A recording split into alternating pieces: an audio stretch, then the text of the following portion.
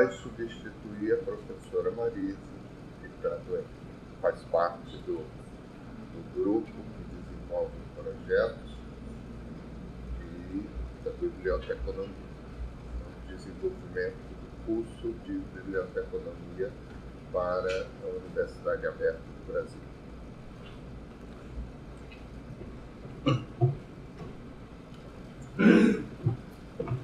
Como é que eu acesso aqui a minha apresentação?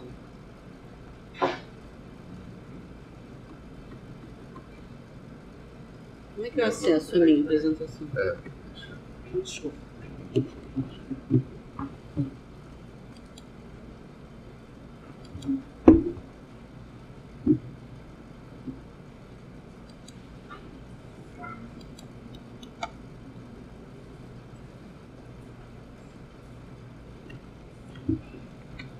Isso, aí. Em qual pasta está? Que eu não sei em qual pasta ele colocou.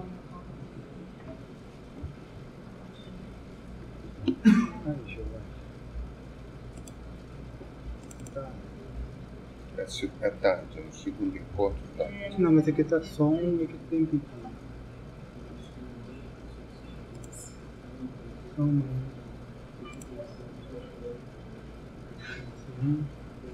Deixa eu chamar ele aí. Vou tentar fazer uma busca aqui. Não foi nada.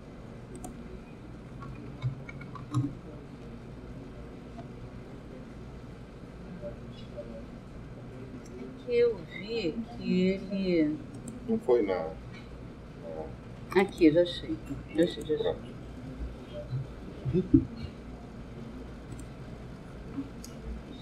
Bom, boa tarde. Eu me chamo Ana Carvalho, eu sou professora do curso de Biblioteconomia e Gestão de Unidades de Informação aqui da UFRJ. Eu sou a vice-coordenadora desse projeto que o curso de Biblioteconomia tem com a CAPES. A coordenadora, como o professor Arthur falou, é a professora Marisa Russo. Ela está de licença médica, né? Ela teve um problema de saúde. Está se recuperando, felizmente, né? A gente está aqui na torcida para que ela retorne, porque ela é uma pessoa muito importante nesse projeto, pela representação que ela tem na área de biblioteconomia, né? Todo o trabalho que ela vem desenvolvendo ao longo da sua carreira. Então eu vou apresentar para vocês um breve histórico, né, desse projeto que teve início lá em 2012 com um edital que a CAPES lançou, com o objetivo, num primeiro momento a gente nem teve muito bem esse entendimento, de uma equipe para fazer a gestão da produção do material didático que vai ser utilizado no futuro curso de biblioteconomia à distância que vai ser oferecido pela UAB. Então, quando a gente se deparou com o edital, a gente tinha até entendido que o edital era para selecionar a instituição que iria produzir esse conteúdo. Depois de alguns esclarecimentos, foi que a gente entendeu que nós não iríamos produzir, mas fazer a gestão do processo de produção. Então, estão aqui as instituições... Ai, o quadro é sensível. Desculpa. Sempre que eu toco nele, ele avança, é isso? Então, aqui estão as instituições que estão envolvidas nesse projeto, a FUSB, que faz o acompanhamento de parte dos recursos, o recurso de custeio, desse projeto, a CAPES, o Conselho Federal de Biblioteconomia, o CEDERJ, que é uma figura importante nesse processo, uma vez que a gente ainda não contava, eu acho que a gente ainda não conta aqui na universidade, com profissionais como designer instrucional, designer gráfico. Então, o CEDERJ é uma figura importante nesse processo e que a gente considera até que foi um fator essencial para que a UFRJ fosse escolhida para participar, dado o histórico que o CEDERJ já tem no ensino à distância, aqui no Rio de Janeiro. Então, assim, um panorama histórico que o próprio CFB apresenta no projeto pedagógico é como hoje o Brasil e os cursos de biblioteconomia colocam profissionais bibliotecários no mercado. Isso são dados de 2010, mas eu tive acesso a alguns dados de 2013, a situação não variou muito.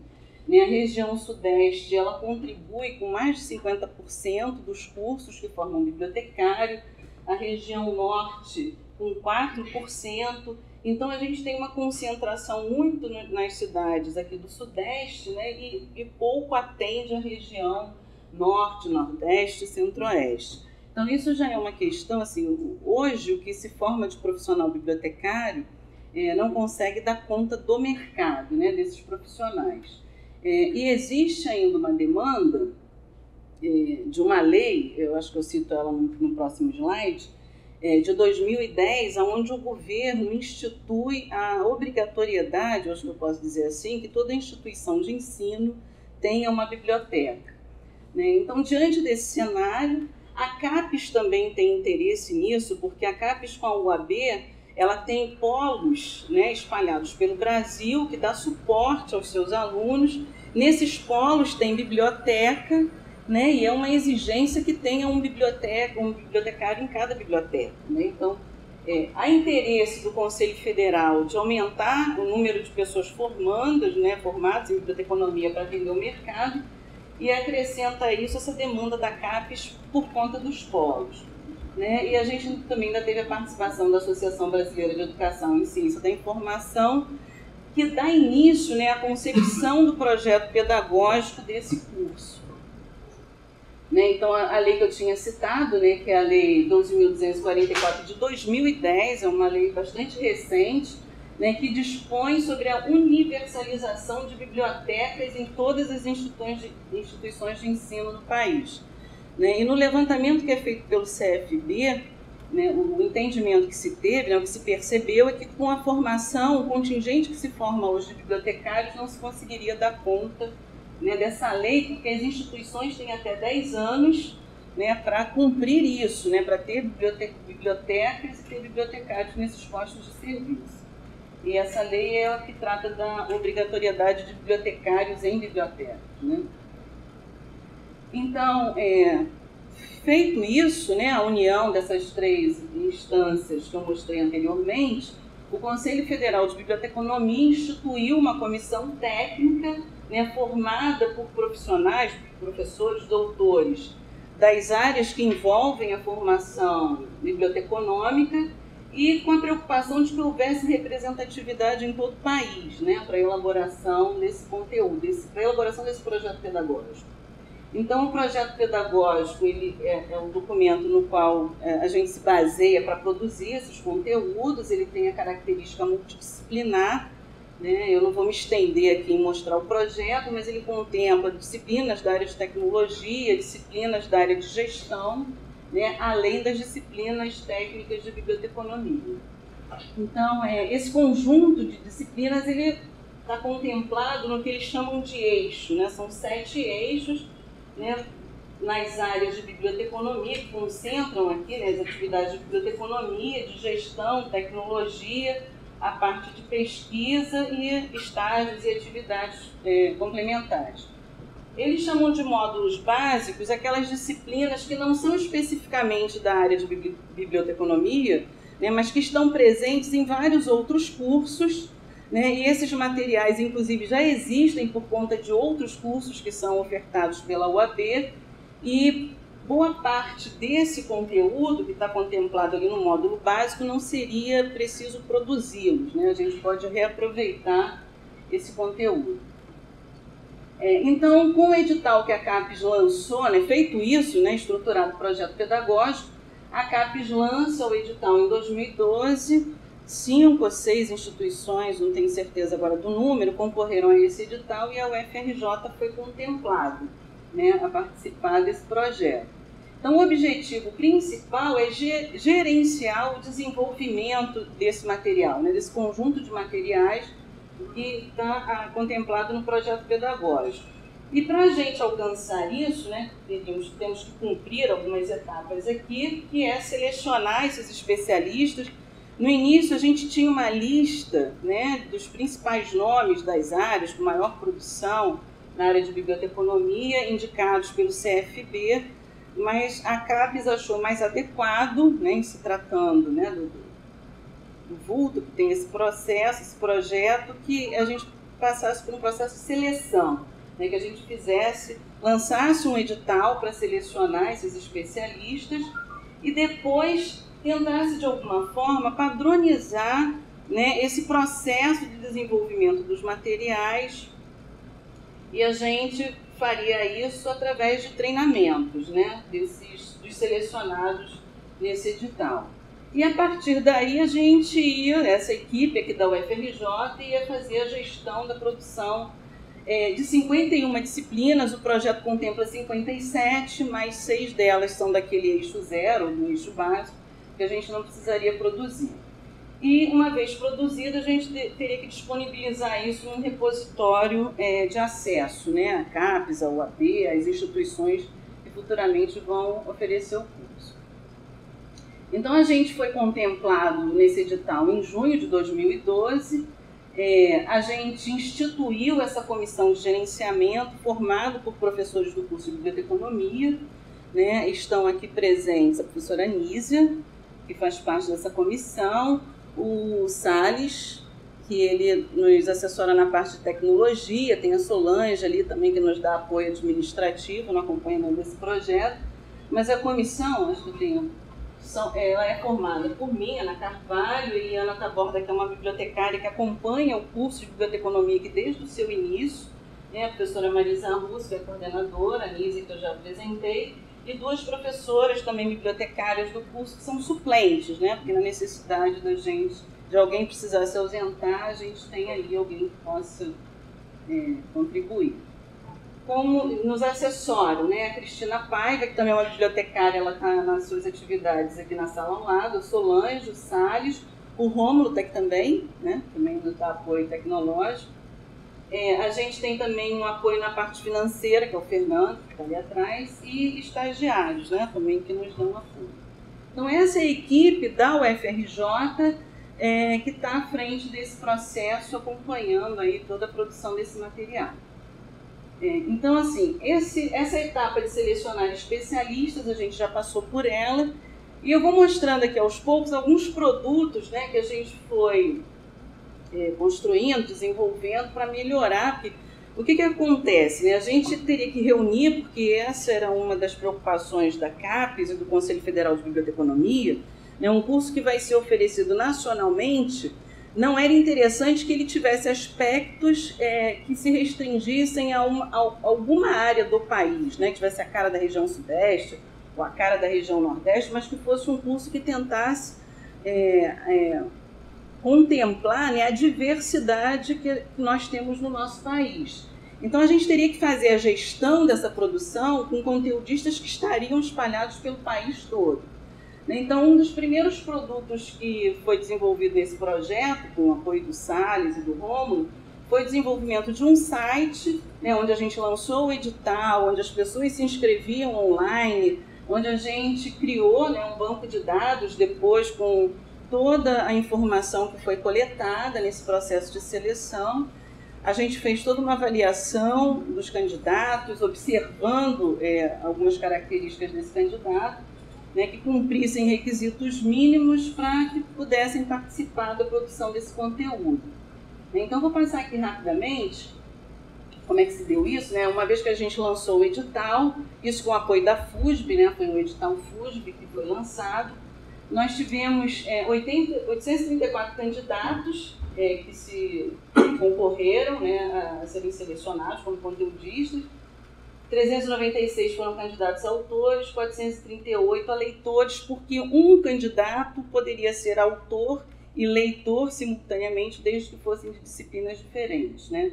Que esse mecanismo, esse processo de criação foi indicado pela CAPES e pelo CFB, se eu não estou enganada, por uma experiência que já tinha acontecido em Santa Catarina, né, que eles elaboraram material para o PNAP, o curso de gestão pública, né, de que um conteudista, né, produz o conteúdo e outro especialista da área faz uma revisão desse conteúdo, sugere, né, alterações ou uma inclusão que ele julgar necessário.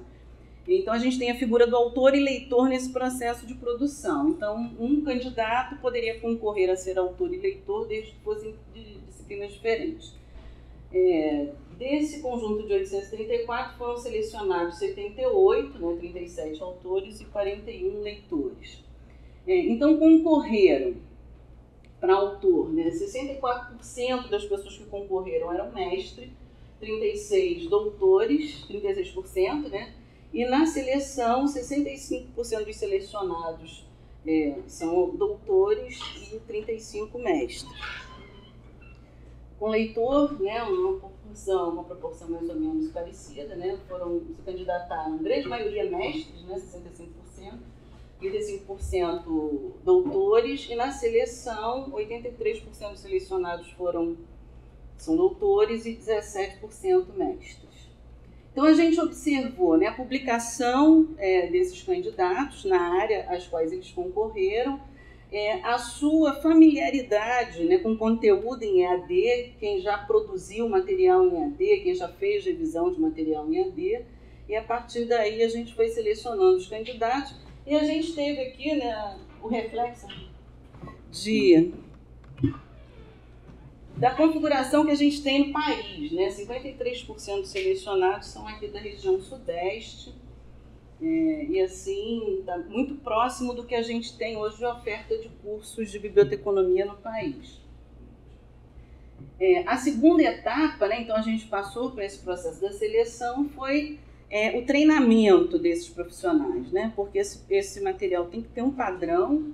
Então era importante que as pessoas entendessem como se daria o processo, né, que atores estariam envolvidos nisso, porque eu imagino que alguns de vocês saibam que um material para ensino à distância ele tem uma linguagem específica, né, para esse público que não está ali numa sala de aula com o professor presente. Então a gente tem outros profissionais que têm uma interferência nesse conteúdo. E muitas vezes o professor, né, o produtor daquele conteúdo, não recebe muito bem essas intervenções, desconhece como isso se dá. Então era importante que a gente passasse por esse treinamento para que essas questões ficassem alinhadas, né? Então a gente fez uma capacitação presencial, todos os selecionados vieram ao Rio de Janeiro. Nós tivemos 2 dias de capacitação, onde a equipe de CEDERJ, né, de design instrucional, de designer gráfico, eles participaram, cada um explicando qual seria a sua participação nesse processo. E era importante que autor e leitor, né, se conhecessem, tivessem um contato. A gente entendeu que isso era importante, a gente teve uma receptividade e uma confraternização, um evento bastante interessante nesses 2 dias. Essa capacitação se estendeu numa capacitação online que, se eu não me engano, durou mais 2 meses, né, justamente para trabalhar, né, fazer o exercício da construção desse material dentro de um modelo, interagir com tutores, com DIs, sempre com a parceria do CEDERJ. Então, nessa capacitação online, a CAP se apresentou, o CFB se apresentou, a equipe do CEDERJ, né, é uma questão que foi muito recorrente antes da capacitação, que era a preocupação dos autores e leitores. Poxa, eu vou produzir um conteúdo e como é que vai ser o uso desse conteúdo, né? A questão do direito autoral, do uso desse conteúdo. Então a gente achou importante, o Dr. Sérgio Branco já era uma figura que nós conhecíamos, que fala de uma forma bem didática sobre a questão do direito autoral, né? E ele fez uma palestra para esse grupo e teve assim, uma repercussão bastante positiva, né, porque as pessoas têm bastante receio com relação a isso, ao uso daquele material.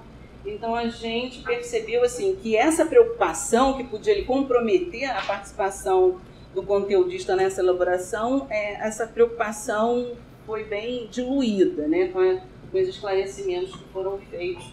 Então a gente, são algumas fotos do evento, né, a gente entendeu que foi bastante importante que isso tivesse acontecido.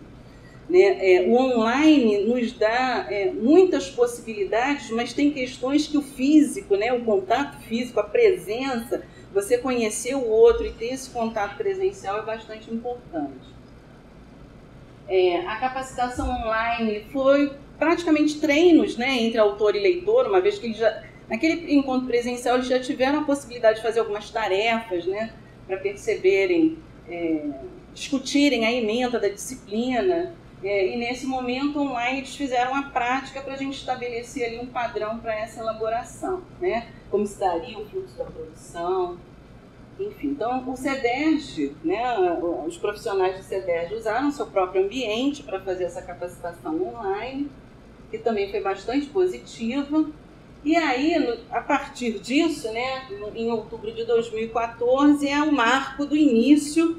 Estão todos treinados, capacitados, então a partir de agora a gente pode começar o processo de produção desse conteúdo. Né? Então, esse processo de produção tem todo o acompanhamento do pessoal do CEDERJ, ele passa por processos de avaliação, né, ao longo do fluxo, e tem o nosso acompanhamento, né, da equipe aqui da UFRJ. Então tem um fluxo que mostra como se dão. A gente dividiu esse processo em 2 fases. A primeira fase é o processo de construção do conteúdo, né, que envolve aqui autor e leitor, em versões que são avaliadas, propostas alterações, né, e assim vão criando versões desse documento. A comissão, tem uma comissão de avaliação, né, a comissão técnica que se reúne em Brasília e faz a avaliação desse material. Em alguns casos, além das alterações propostas pelo leitor, a comissão técnica ainda pode sugerir algumas alterações, por isso que a gente prevê aqui, além em algumas versões após a apreciação pela comissão técnica, até que esse material fica pronto para a segunda fase, que é onde entram os profissionais de EAD, como a gente chama, né?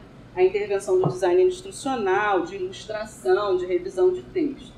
Né? Que é essa segunda fase aqui, que são mais atores envolvidos, né? Um pouco mais complexa. E a gente tem aqui nessa etapa também uma etapa que não tinha sido prevista inicialmente, mas que depois foi considerada muito importante, né? Porque uma questão que faz parte da biblioteconomia, que os profissionais têm muito cuidado em relação a isso, é a normalização do texto, né? Seguindo as normas da ANT, se você está produzindo material para formar bibliotecários e entende que isso é uma etapa importante do processo, então ela tem que estar contemplada também aqui, né? Então, esse fluxo sofreu uma alteração para que a gente pudesse incluir aquela etapa ali de normalização, e a gente vê aqui, né, que tem várias intervenções. O processo ele é bem extenso. E quando a gente fala aqui da questão da intervenção do DI, principalmente, né, que ele vai mexer, ele tem uma interferência significativa nesse texto, né, ao passar um conteúdo acadêmico, que é a linguagem que o docente está habituado a construir, para uma linguagem dialógica, né, como ele chama. Então, todo esse processo se dá com a interação entre o DI e o autor, né, tendo sempre como prioridade a indicação do autor com relação ao conteúdo que ele produziu. Né? Então, assim, um outro produto, né, a gente usa o Moodle para fazer essas interações.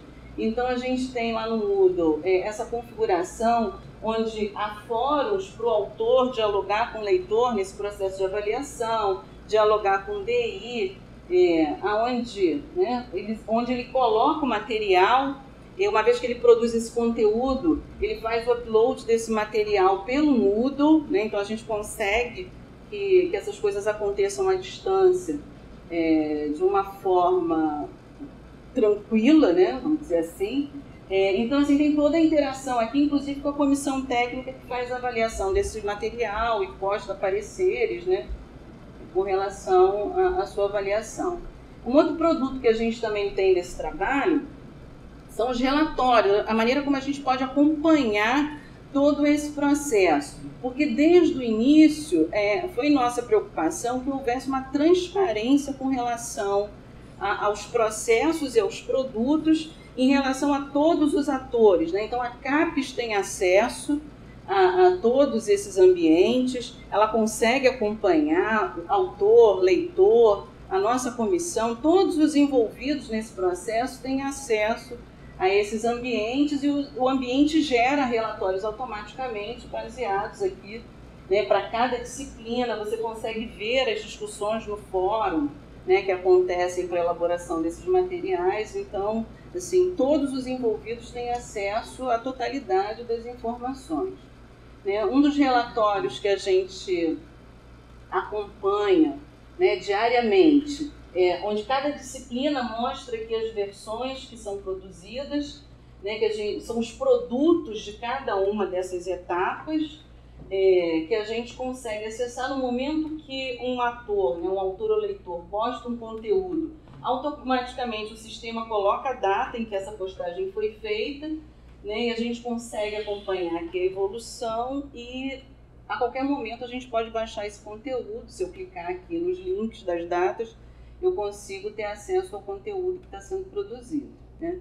Eu não sei, o Salles é que estruturou esse relatório e que acompanha ele mais de perto. Não sei se você quer comentar mais alguma coisa, acrescentar Sim, só rapidamente. Esse relatório, na verdade, ele é produto de desenvolvimento desde o início. A gente primeiro mapeou os processos que estavam sendo realizados pelos atores nesse ambiente. A partir daí foi estruturado um Moodle. E em cada entrega, né, de um material, a gente vai preenchendo esse relatório ali na parte superior são os produtos que eles devem entregar, né, nas diferentes fases, e aí permite a gente acompanhar como está o desenvolvimento de cada disciplina e ter acesso aos materiais, como um módulo à parte ao Moodle, né, que foi desenvolvido. Eu lembro que assim, a CAPES, ela enfatizou bastante que eles queriam acompanhar bem de perto todo o processo, né, para ver se tinha algum, como chama isso? Algum gargalo, né, que a gente pudesse identificar onde estava esse gargalo para tentar melhorar os processos para que ele se desse da melhor maneira possível. Então, a solução que foi encontrada, né, foi elaborar um relatório, né, de forma que a gente pudesse acompanhar isso e que ele pudesse ser alimentado automaticamente, porque a gente já tinha um exemplo do CEDERJ, e mesmo lá de Santa Catarina, que esse acompanhamento, eles também, eu acho que usaram o Moodle em determinado momento, mas era uma planilha que alguém tinha que estar acompanhando o que cada autor e leitor estava fazendo, ir lá e marcar um xizinho, ou colocar alguma sinalização de que aquela etapa tinha sido cumprida, né? A gente conseguiu desenvolver um ambiente onde esses processos acontecem de forma automática, né? Esse é o relatório da segunda fase, né, que vai mostrando as atividades do designer instrucional, designer gráfico, e à medida que os produtos vão sendo entregues, né, a gente tem ali o acompanhamento dessas atividades. Essa é a interface que o autor e o leitor têm acesso, por onde ele submete o produto, né, o material que ele está produzindo, e ele também consegue ter um checklist das etapas todas que ele precisa cumprir e delas quais as que já foram cumpridas. Alguns materiais são avaliados e automaticamente passam para o trabalho do DI. Alguns ainda precisam de reformulação. Então, nesse caso aqui, pelo que eu estou vendo, o material passou por uma avaliação da comissão técnica e foi diretamente aprovado para passar para a segunda fase. Em alguns casos, ele ainda precisa de revisão, por isso que tem esses outros passos aqui intermediários. Então, qual é a situação que a gente tem atualmente? A CAPES, ela quer, né, está fazendo um empenho, né, todos nós estamos num grande empenho de lançar o edital para a oferta do curso de Biblioteconomia em 2018, né? Então, o esforço que a gente tem feito é para que o edital, para que as empresas que pretendem oferecer o curso e concorram a esse edital, que o edital seja lançado até o final desse ano. E para que esse edital possa ser lançado, a gente tem que ter pelo menos as disciplinas dos 3 primeiros períodos prontos, né? Então, porque à medida que o curso começa a acontecer, as disciplinas estão em produção, e a gente vai disponibilizando as disciplinas período a período, né? Então, nós hoje temos, com relação às disciplinas obrigatórias, né, que são 45 no total, né, nós temos 6, então, o número de disciplinas por período. Nesses 2 períodos, nós temos disciplinas que não precisarão ter seu conteúdo elaborado, né, são aquelas disciplinas do eixo 0. Então, aqui no primeiro período, apesar de dizer que só tem um conteúdo pronto, na verdade eu só preciso produzir conteúdo de 2 disciplinas, porque 4 eu já tenho eles prontos, eles serão reutilizados. E eu já tenho o conteúdo produzido. A fase autor e leitor já foi vencida, né? Eu já tenho conteúdo, e ele agora, alguns deles ainda precisam passar pela fase do DI, do DG, né? da revisão de texto. Então, assim, a gente espera conseguir, estamos próximos, né, dos números de disciplinas que a gente precisa ter conteúdo para o próximo semestre, para que o edital possa ser lançado. Dessas disciplinas, né, já passaram pelo designer instrucional, algumas dessas disciplinas, e aí aqui o processo está um pouco mais lento, mas não por conta da atividade do DI, é por todo o processo de avaliação da comissão técnica, principalmente. Né? Em alguns casos o conteúdo está necessitando de reformulação e isso está retardando um pouco que o material chegue aqui ao DI para que ele possa trabalhar. Algumas disciplinas já passaram por ilustração, né? Foi identificado que tem um número significativo de ilustrações, então foi dado prioridade a essas disciplinas para que o ilustrador já começasse a trabalhar nessas disciplinas. Essas já estão concluídas. A gente já tem um projeto gráfico. Na verdade, eu acredito, não sei nem se esse já é a versão definitiva, né? Foi o primeiro produto que foi produzido. Na verdade, não é o primeiro, já deve ser o terceiro. Também a comissão avalia, a CAPES avalia, né? E sugere alterações, mas a última versão, pelo menos, que a gente tem é essa. E, assim, com relação ao conteúdo, o que nos preocupa mais são justamente as disciplinas dos primeiros períodos, porque nós tivemos uma produção mais acelerada das disciplinas por parte dos autores e leitores, né, das disciplinas do 5º período para o final, e tivemos mais dificuldade de conseguir autores e leitores para as disciplinas dos primeiros períodos. Isso atrasou bastante essa produção. Né? Nós tivemos poucos candidatos para essas disciplinas, nós tivemos muitas desistências no meio do caminho, porque o projeto se estendeu por muito tempo, então pessoas que tinham disponibilidade num período, como se estendeu, já tiveram dificuldade de continuar e tiveram que desistir. Nós tivemos que fazer todo um processo de recontratação de outras pessoas, então o nosso empenho agora está em cima das disciplinas dos 3 primeiros períodos, que vão ter que passar ainda pela etapa de normalização, e isso implica na contratação de uma empresa, porque é um volume muito grande, né, de material para normalizar. Esse processo de contratação já está tramitando na FUSB, é uma burocracia imensa, né, que a gente tem que ir vencendo, né, matando um leão a cada dia para conseguir finalizar o processo, mas ele está tramitando na FUSB. Ainda vai passar pelo processo de revisão, né, pela avaliação final da comissão, depois de todas essas etapas, e a aprovação do autor, né, no momento que ele vira o material pronto, e que ele está acompanhando, né, todo o processo, essa aprovação final. Faz parte também do nosso projeto a produção de vídeos, né, desses conteudistas, apresentando as disciplinas para os futuros professores, para os futuros alunos dessa disciplina. Né? Isso também é um desafio que a gente ainda está querendo vencer primeiro para atacar essa questão dos vídeos. Talvez para essas disciplinas dos 3 primeiros períodos a gente não consiga fazer essa produção nesse momento, né? Que é por conta da urgência de lançar o edital para 2018. Mas faz parte das nossas metas lá no projeto e a gente vai ter que se debruçar sobre essa questão em algum momento. E no futuro a gente precisa implantar um repositório digital para que esse conteúdo fique disponível para a OAB, né, e para a instituição que for oferecer o curso. E a previsão de lançamento do edital da CAPES, como eu já tinha falado antes, até o final desse ano, na dependência dessas disciplinas dos 3 primeiros períodos ficarem disponíveis para uso, né, já no concurso em andamento. É isso que eu queria apresentar para vocês. Alguém quer fazer alguma pergunta?